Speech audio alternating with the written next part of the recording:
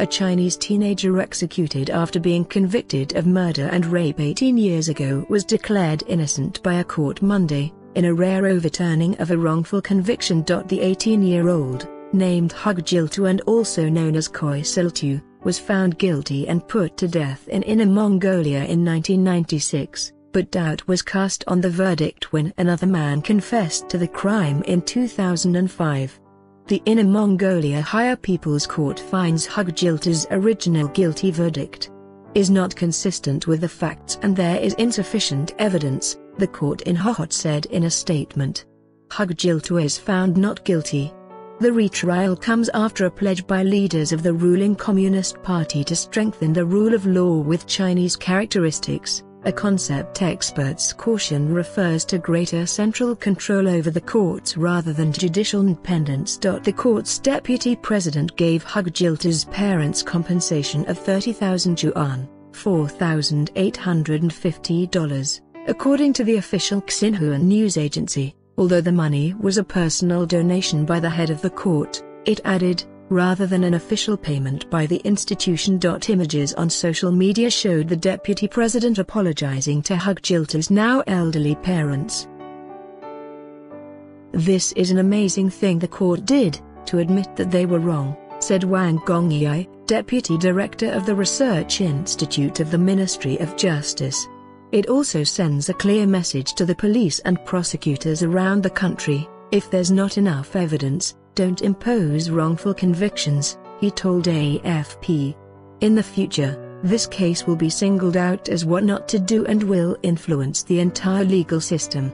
Police in Hohhot, where the crime took place, said they opened an investigation into the officers responsible for the original case, according to the Legal Evening News. The regional court said Hugjiltu's confession did not match the autopsy report as well as being inconsistent with other evidence, and that DNA evidence presented at the trial did not definitively connect him to the crime.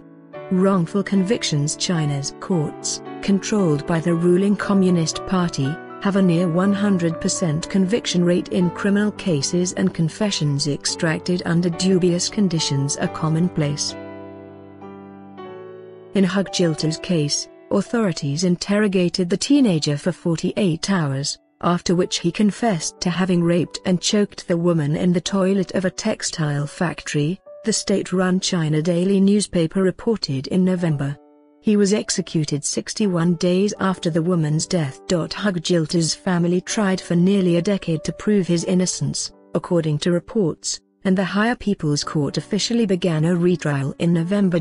Many on social media decried what they saw as insufficient compensation for such a grave miscarriage of justice, with one asking, "Is 30,000 yuan really enough to buy the life of a family member?" Others demanded the court officials and police responsible for the original conviction be held responsible. "We must bring all those morally corrupt public security officers to justice," another user said on Sina Weibo, a Twitter-like microblogging platform. China executes more people than the rest of the world combined, according to rights groups. The country put an estimated 2,400 people to death last year. China has occasionally exonerated wrongfully executed convicts after others came forward to confess their crimes, or in some cases because the supposed murder victim was later found alive.